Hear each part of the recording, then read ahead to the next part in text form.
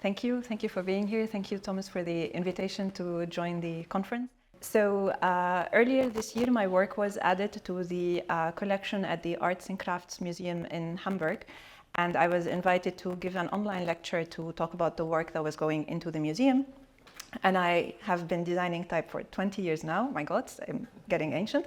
And I showed the process and all of that. And in my audience was a linguist who works at Hamburg University. And the next day after my talk, I got an email from her and from Julia, the organizer of the event, saying that, hey, can you please help me to develop a typeface that can handle the dot positioning that we see in the early manuscripts of the early Kufi. And like, it was an immediate explosive yes coming out of me, because I don't know, I will tell another very short story that I said at that presentation. I got interested in Arabic typography in my second year at the graphic design program at AUB, the American University of Beirut. And my mentor was teaching at the time. He wasn't my mentor before that, obviously. So, and he showed us Arabic calligraphy, and I was inspired by the beauty of Arabic calligraphy and the horrendous ugliness of Arabic typography at the time. And there was this massive disconnect between what we have inherited and what we were seeing and reading every day. But it wasn't, and usually that's the story that I tell, and then I got into type design, and the rest, some of you already know. But there is a tiny detail. The calligraphy style that I was inspired by when I was 19 was not Naskh, was not Thuluth, was not Nastaliq, was not any of the six pens of the Ottoman styles or Ruqa or any of those things. It was this one, it was the early Kufi. And so when I got that request, it was a complete coming around of a circle of what got me interested and then that event. And so this is a dream project. Okay, so let me start. This project is commissioned for a project that is being run at the Hamburg University. And you can see the text on screen because I can't. And the team that I'm working with is Bafidali and Caroline Killenbach. And I know definitely Alba is watching. Yeah, so let's get straight into the project. The source of the manuscript that I have used as a source of inspiration, it's the main source of inspiration, but not the only one. I will explain more later. It's the one that you see on screen, and with the link in case anyone wants to type it out and actually see the manuscript and what details about it. And this is part of the Bibliothek Gotha. So thank you for, it's a common source. We are allowed to show you the images. And so these 4 folios are part of their collection. There are other folios from within that manuscript in other collections that we've also looked at, plus many other manuscripts of that same style, just to see the variations and the commonalities across different versions. And so this is going to be hilarious because my talk is based on me reading these things. So I'm just going to start like this. So what do we know about these scripts? So some of the things we recognize about those early manuscripts are very easy to distinguish and things that I already knew before I started this project. So for example, when we look at Qurans, most of them come in a vertical format. Versions of the Quran come in a horizontal format. And also you should know that when we look at the history of Arabic calligraphy, we have what we call the early Abbasid style, as in the book, The Abbasid Styles, as part of the Nasir-di Khalili collection, an excellent reference on these early styles, roughly 3 centuries, and this is one of them. And those they come in a horizontal format. The second thing that we recognize, and this is, okay, I did not send the updated version properly, so sorry, Alba, for the typos in it. The material, that is important. There was a shift in material. It's parchment. This is a type of parchment. That's this particular source is written on. Afterwards, there was a shift to paper. One of the, I'm going to show you things, so it's not just going to be slides like this. I'll just show it to you later. And one of the very easy to spot aspects of this style is that the spacing of the words and the letters are not how we know them today. So as hopefully you guys know, Arabic is a partially connecting script. It's not a connecting fully, it's partially. Some letters join hands with what comes before and after, and some of them are a little bit antisocial. They connect to what is before, but not to what is after. So in this particular style, the antisocials are like seriously antisocial, and there's a very, very big distance, basically, between one letter and the one that comes after it, which is actually the same space as the word space. So there is no differentiation of spacing between inter-character spacing that is not connecting and a word space. The other thing is where the word breaks. So normally in Arabic, we do not have a hyphenation, and you somehow squeeze the text or spread it based on how much space you have. But in this particular style, a word can break without any mark. It just breaks, like tough luck. It just continues.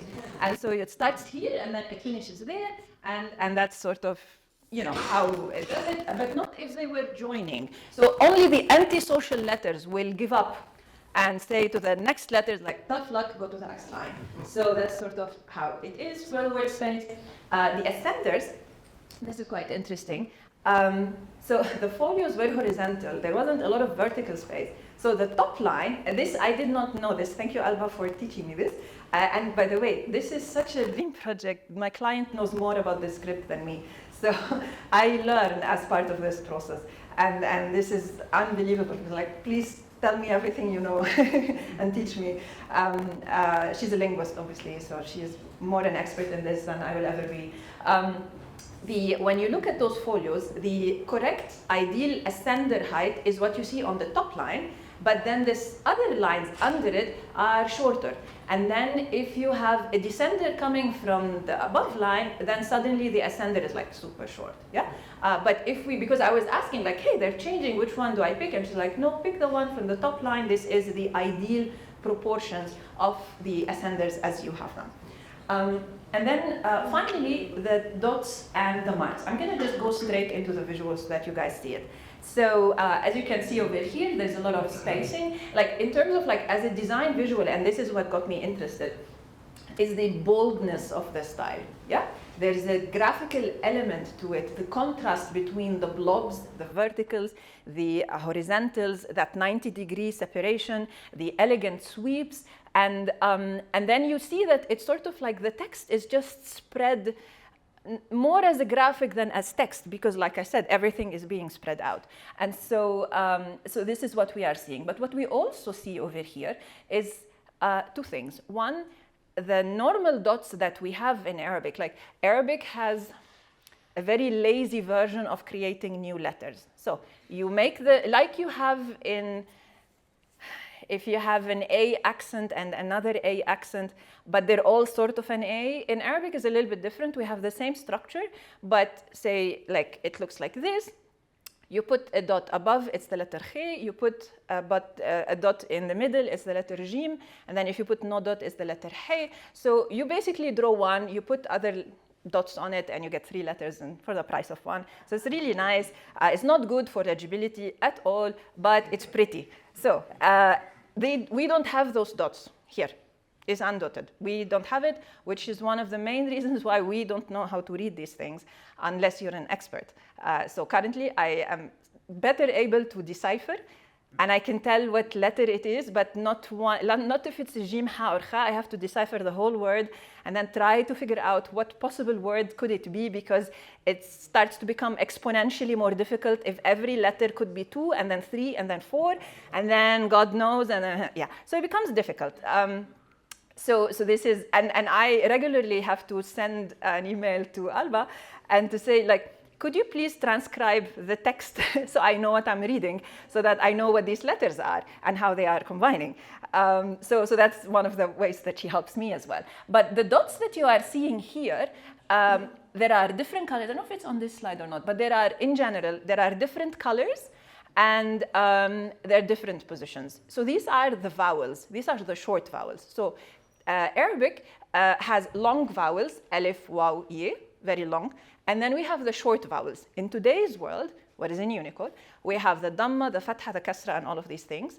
And they are written not like dots. That's not how we write them. And they have distinct shapes and whatever. So what we have in this script, in this specific manuscript and in this style in general, that the letters were written, and then at a certain later date, much later, not much later as like 1 week later, no, like decades, it could be more.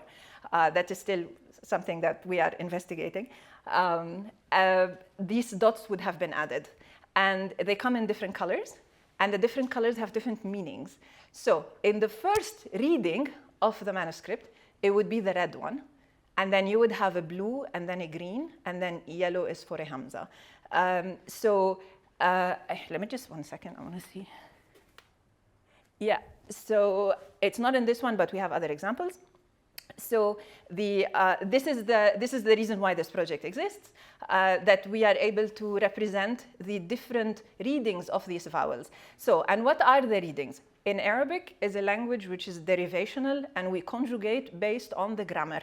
If it's a subject, a noun, if it's singular, if it's plural, it's highly complicated, very difficult. It sounds really nice, but it's very difficult. And there are different, it seems, I don't know why linguistically, but it seems that there are different ways to conjugate certain words in the Quran. And there are different readings. And I didn't know that there are different readings of the Quran because I thought there was only one version, but it seems that no, there are, as you can see in these examples. And so it's always, that's why we often when we see this style, it's red dots, but then when we look more in detail, then we see other colors as well, and I will be showing more examples later. So this information about the moving of the dots, I didn't know, but then there is also one other thing actually. The Dhamma has 3 positions. So the Dhamma in general, like in today's world, the Dhamma comes on top of a letter. In that style, it sits next to it, like after it, so on the left. But sometimes, if it is at the end of a word, it could be either touching the letter it sits on, or it's touching the letter of the next one, or it's sitting in the middle between that letter and the next one. So these are 3 different positions for the Dhamma. I had no idea this even existed. So, so that's also something quite interesting. Some of the design features, and I will show now when I get to it. So there's a rounded meme, there's a gliding fe, there's an open ayn, an open nun, a swinging alif. I tried to come up with examples just to like illustrate. And then the multi-strokes on the counters. And so on the top left, that's the falamma. So the fe comes like a little like a slide, and this is quite typical of this style.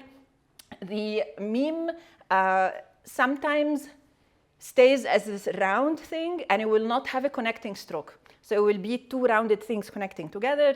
Then you will have, you know, the alif that swings backwards. This is very distinctive of the style. You see it at the bottom. I've underlined a few things just for you guys to see. And then the ayn is open like a crescent. It's the most elegant form. You see it in the middle.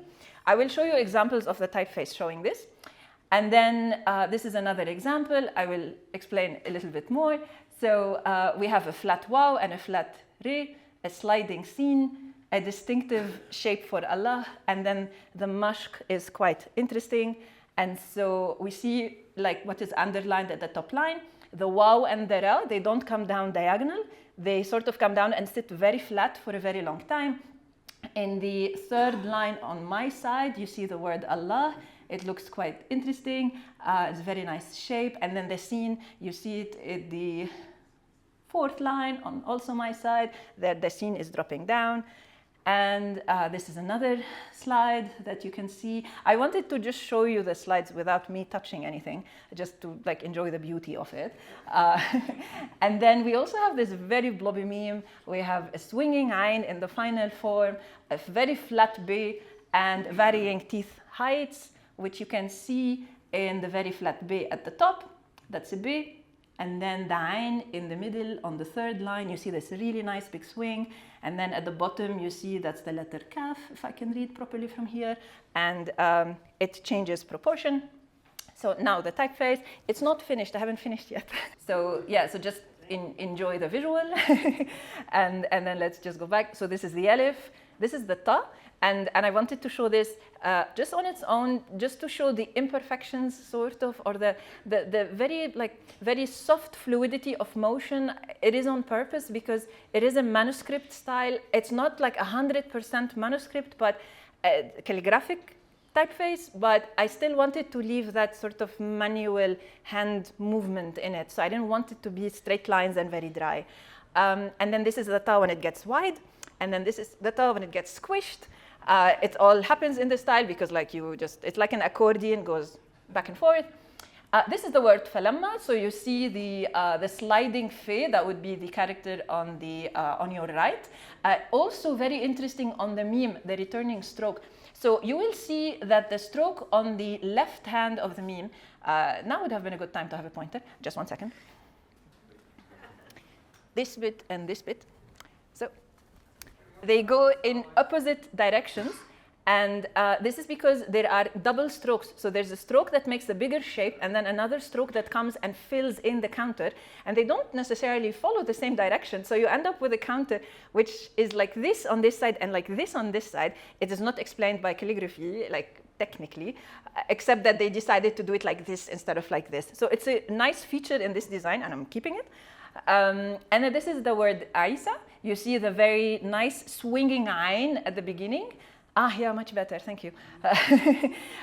Now it looks prettier. And then with like this crescent shape of the ayn. Normally in Naskh, it has a little bit like at the top. This is like a convertible car, and you've removed the hood. And then you see the second very tall thing, that's the ye. And then the three tall things, that's the sin. And then the thing at the bottom that returns back, that's the alif ma'sura. So it also returns back. So that makes a really nice shape. This is the word minhum, and here you can see the hey and the meme. You have two blobs that are coming and touching. The meme and the hey, they don't always connect, like I said. Sometimes they stay as circles. And then this is the distinctive shape for Allah. This is min, the nun. This is not how we normally read it. That's why the style is so difficult to read. This is shahada. Again, you see the ha in the middle. This is a very distinctive shape. This is my favorite sin and ye, or shim and ye, God knows, because there's no dots. And then, yeah, it's like a lot of guesswork. This is could be ala, could be ali. But again, it's really nice how the lam and the alif ma'sura go. This is the letter kaf. It's also very cute.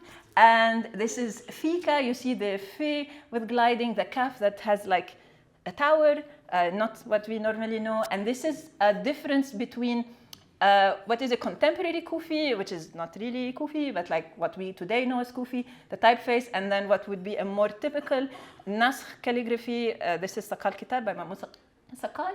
And this is just to show you just the differentiation in what we are reading. And then this is finally the final style. And then this is one of the ways that we work. Alba sends me notes, and then I'm asking, and she explains things to me. And then this is what the typeface is looking like at the moment. It's not finished yet, but the idea would be to be able to represent those styles. Anyways, I went too far. Thank you.